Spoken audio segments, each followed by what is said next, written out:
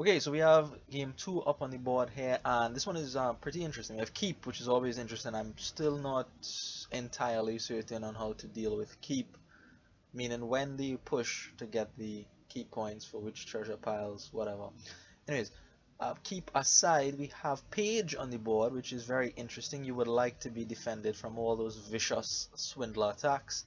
That being said, I still wanted to play with a swindler. You never know what could happen with swindler. That's the beauty of the card. I can knock travelers out, which is perhaps the juiciest target.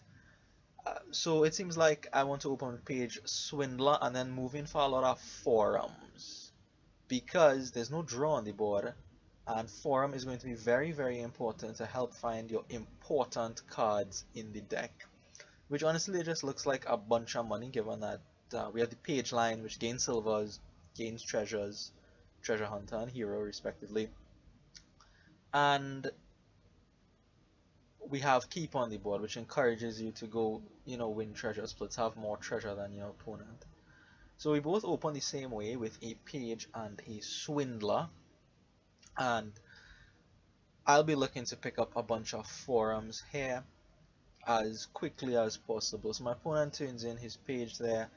Mine actually misses the shuffle, which is bad, but it's not the worst thing in the world. And I do pick up a second one here. The reason for the second page is that, well, hero gains treasure, and I would like to have lots of those, so I need lots of pages. Also, in the event that the swindler snipes one, my opponent now has two swindlers, by the by, and I knock his treasure hunter out. So my page missing the shuffle, not so bad looking right now. So what I do opt to give him here is a swindler instead of a silver. In my mind at the time was, okay, I don't want to give him a free silver in a sense to help contribute towards the keep. And I was thinking that with all those swindlers in his deck, they would eventually collide and he wouldn't be able to make as much use of them as he would ordinarily be able to. So that was my thought, but that is completely wrong because there's Villa on the board and you'll see him make that play a bit later. I knock Copper out into a curse, which is real nice, and I am able to pick up another forum here. So this was a very good turn 5 for me. Even though the page missed, it showed up with all my action cards, so we'll take it. And I'm getting very lucky with the swindler. So far 2 estates have been hit. Cannot ask for anything better. Those little green shields are the best things your swindler could hit early on in the game here. So my opponent has repurchased that page as he needs to. He does hit one of my treasure hunters. Not too worried about that one. Obviously, I would have liked to convert that up into warrior or hero, but I'm not too worried because I know I have my warrior still alive and well, still going up the line. So that was the reason for the double page, and well, one got hit, one is still alive. So we'll see how far that goes. And here my opponent makes the Villa play with the swindler. So he finally hits a copper, first copper for my deck. Another thing that I did not notice is that by swindling coppers, you actually affect the copper count in each deck, which means keep comes into play there. So in on this 5 here, because I know I can safely rescue my warrior and play it and get up to hero here for sure, 100% guaranteed with the in. The in is okay. It's not the greatest thing in the world, again, because you have no draw outside of warrior on this board. In cuts your hand size, and you're already at 5 cards max. You don't really want to reduce it any further, but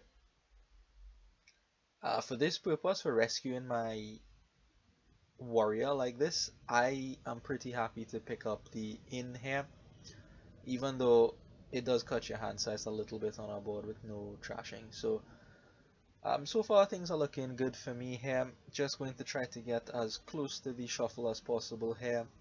I don't trash anything with this warrior, but that is okay. I do trash something with this swindler though. Copper goes into curse, and you can see the points fluctuate accordingly here. So right now I'm ahead on coppers and ahead on silver. Forum for me here, as well as another page like I said, the more heroes I can have, just push that up the line. I'll be happy to take it. Happy to take it. So an in for my opponent here as well. He's probably going to do something similar to what I just did, to pick up his traveler and play it straight away. Another estate trash off the Swindler here. So like I said, getting extraordinarily lucky against the Swindler here.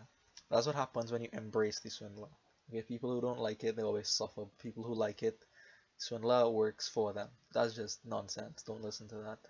Anyways, so hopefully I'll get up to champion. Now once we get up to champion and get it into play, worst thing is, you know, to get the champion and have your Swindler knock it out into a gold. Then you would just cry every time. Yes, once we get the champion down, we'll see what to do from there. In the meantime, he skips my hero, which is bad.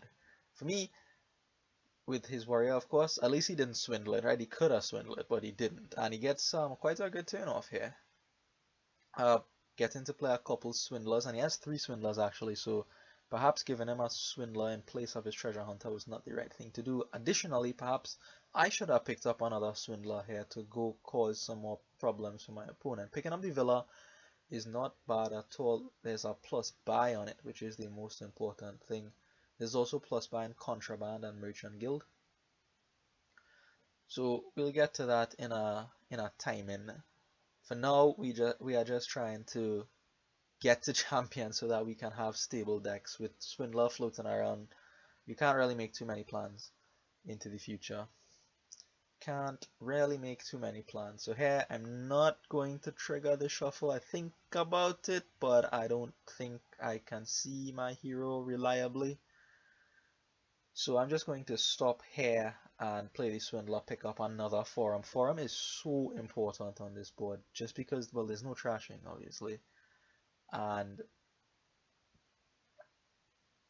the cycling gives you as well. So another in here to pick up my travelers, just to make sure they're nice and safe in the inn. Making sure there's only 5 cards in the top of the deck here, just so that if there was more than 5, well, potentially the warrior or the hero could have been left on top of the deck. Swindler could have come out, as it does here, and it could have murked my travelers. So he now gives me a Swindler for my silver. Before he gave me silver for my silver, now he gives me Swindler for my silver. I think that's right at this point. Earlier it might not have been right, might not have been right, but definitely now. Once the champion comes up, the Swindler is basically a silver, so not much change except for keep on the board, right? Except for keep on the board. So my opponent, he gets up to champion here, so he has that in his deck.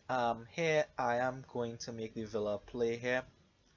Villa is not a bad card for the deck. I do gain a gold, taking a lead or joint lead on that front, and I'm going to play my warrior. Doing it this way also allows me to trash a couple cards, one of which is a Swindler and one of which is a silver. So the silver I feel is more important to trash there instead of the Swindler, just for keep purposes.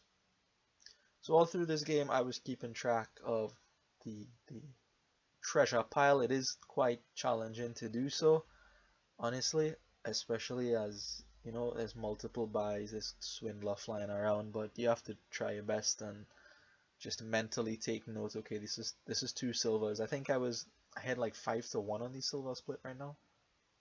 Not entirely sure. 6 is there going to be another Forum here? So the piles are a little bit thin, honestly, thanks to my good luck of a Swindler. We have half the estates left. We will buy all the Forums, and there are 4 Swindlers left, 4 curses as well. So that is something that I was cognizant of. More so after we both get our champions up, right? So spoiler alert, we both get our champions into play. I think he does it on this turn, and I get it on my next turn. I'm not entirely certain. So the game is of 2 parts here, one pre-champion, one post-champion, and we'll talk about the post-champion thing once we get there. This looks like a real good turn for my opponent. Excuse me. And so far I have the the key points for all the treasure piles except contraband. We haven't touched contraband yet, but contraband isn't actually that bad on the board, honestly. He knocks a swindle out of my off the top of my deck here, which is not a problem. Gold, not a problem. Gold gets swindled into gold. Very happy to see that it's not champion. Again, giving him extra swindlers was perhaps not the best thing to do. If I was not lucky, this game could have been over already. But Lady Luck has given me a shot here. Swindler hits have not been terrible for me at all. So another villa for my opponent, and pilgrimage. So he's going to start on the pilgrimage chain. And pilgrimage is another way to gain things, particularly treasures is what I was thinking about. He gains the last forum and inn and a gold, because the gold was in play. So that is something we have to think about, to consider. Pilgrimage can gain, and pilgrimage potentially could gain copper, silver, gold, or any 3 treasures really. And this is one reason why contraband is not that bad, because they cannot ban you from pilgrimage. You can always pick up pilgrimage with contraband. Always. So that is very, very nice here. I'm desperately digging for that champion. Like to see it in play sooner rather than later, and I do see it in play here. And what I'm going to do now is convert my warrior into a hero. So I already have the 1 hero here. Now there is some question as to whether or not you want to do this, because like I said, there's no draw in this kingdom except for warrior, and you have to stop and think and wonder whether the draw is more important to you or the treasure gaining from the hero. I went with the hero idea, and here is where I start to think about my post champion plan. So I do pick up a single merchant guild. I'll explain my thought process here. The way I saw this kingdom from the very beginning was that, okay, the best you're gonna do is have a 5-card hand, because I converted all my warriors into heroes, and I will do that for any subsequent travelers that are coming up the line. So what I want to do is use the forum, sift through the deck, find a hand or something like, gold, silver, merchant guild. I can buy province, pick up some coin tokens along the way with the merchant guild, which is why villa is not a bad card. It provides an extra buy, and the extra buy is very, very important for winning the keep split on the coppers. So my opponent has 1 extra villa to me. Now picks up a contraband, I believe, of a hero. So he has an extra buy in the contraband there. And here I have 9 and 1 buy, but the villa can fix that, so to speak. So I do pick up a villa here, and this could be gold, merchant guild, but I opt for pilgrimage here. Like I said, it's a bit tricky to manage the treasures. When exactly do you start, pushing to firmly take the lead in a particular treasure pile? I understand that the piles are a little bit low. 4 estates, 3 swindlers, and the game ends, right? And that's, $8 plus 9 is 17. Not crazy, especially if we save up coin tokens. So that was the idea behind the merchant guild. For me, my opponent here picks up a couple of merchant guilds, so I'm thinking he's going to do the same thing, right? Try to, just build up some coin tokens, sift through the deck, buy provinces, all the while just keeping an eye on the amount of treasures we have in our deck, just to keep fighting for the keep points. So what ends up happening post champion, I believe here my opponent actually makes quite a few better plays. So I do take a contraband here just to fight him on the contraband split, and I do take a gold to continue my gold dominance, and another copper here. I buy the copper because I get a coin token for it, and it helps me with the keep points there. So what I mean when I say he outplays me is that one of the things that he did post champion is that he made more use of pilgrimage, which I believe allowed him to catch up on some of these treasure piles. So I was firmly ahead in silver for the majority of this game, up until the very end, actually. Not triggering the shuffle. These cards are too good to trigger a shuffle. So here, I go for a pilgrimage. I did buy one last turn, so I'm going to do it here. Um, I think silver gold villa is decent enough for pilgrimage. I'm starting to realize now at this point that the plus buy is kind of important to win the copper split for keep, of course. So another gold for me here, but I don't think I make too much use of pilgrimage after that one. My opponent does make more use of it, and it allows him to catch up. And another thing he does, I'll point it out, is it happens near the end of the game here. So what he has is the couple warriors actually. So I was surprised. I thought that he might convert those into heroes just to start gaining. But here I start to see a bit of an advantage with the draw. So I'm going to ban province here just so he doesn't get provinces. But like I said, he can still pick up pilgrimage and other treasures in the meantime, which is a lot of points still. So contraband is pretty good here actually. Pretty good here. So this could be, I think what this is pilgrimage, villa, gold or something. Not entirely certain. You'll see it come up soon enough there. I was also keeping count of the silvers, particularly because there's Feodum on the board. So I think my Feodum, if I choose to buy one, they're worth 2 points, which is, you know, not great. You would much rather have more silvers to get the keep points for that. So my opponent spends quite a bit of time thinking here. He has a couple coin tokens and he goes for another guild. So I'm surprised he has this many guilds. I felt like, again, with the 5-card syndrome, right? Okay, I mean, you have that many guilds, you don't really need that many guilds, I think. I thought when he picked up 2, that was sufficient. I could do with an extra guild, honestly, with the size of my deck. Perhaps 3 of them. But 4, I mean, that's a lot, man. That's a lot. What are you doing with all these guilds? I mean, you could maybe, I don't know, do something else. Treasures, maybe? I don't know. I don't know. But that's all part of the plan, my friends. That's all part of the plan. You'll see it soon enough. Soon enough. So he does convert now his warriors into heroes. I deny province again, cutting him off from that. I have bought a province and I'm looking to green now on the provinces. Again, once again, I'll tell you my mentality, right? 5-card hand.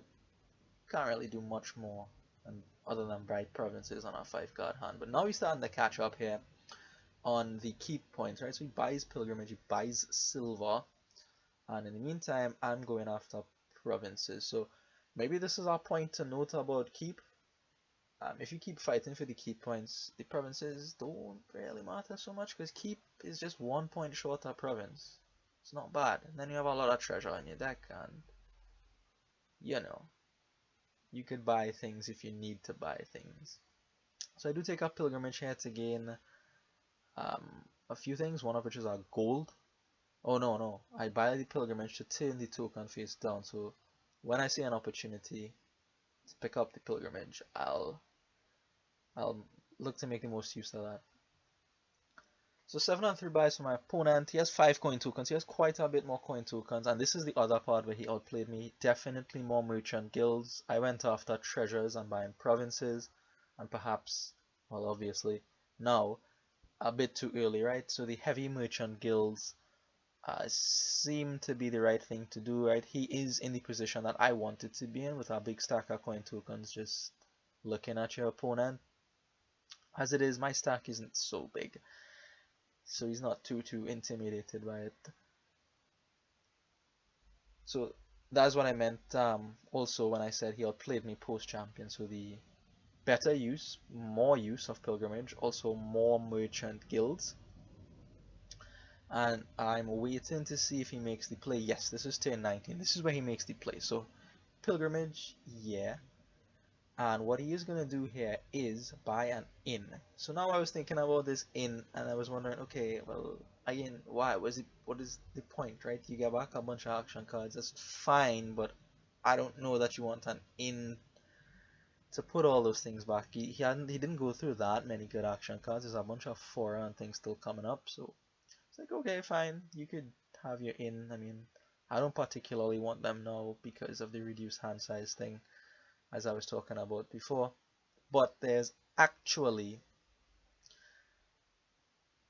another purpose behind this move. And I mentioned that I missed the Villa with the Swindler by giving him an extra Swindler instead of a Silver. Well, I also missed the Villa with the Merchant Guild, and this is brilliant. I haven't actually seen this done before, but what he does is he manages to stick a bunch of Merchant Guilds into play, buys random junk like coppers maybe, and then buys a Villa. Return to your action phase, play Villa, buy phase, but when you buy things with Merchant Guilds, you get coin tokens. So yeah, he is able to go through several buy phases where he has more money than he did the buy phase before, and he's actually going to use that to pile out the villas and the estates for a win. So these guys are very good. This is why I am a scrub and need to get better at end games. Very, very nicely done by Marcus at the end here. I thought I was in decent shape until he pulled this out of nowhere. Anyway, thanks for watching, and I'll see you in game 3.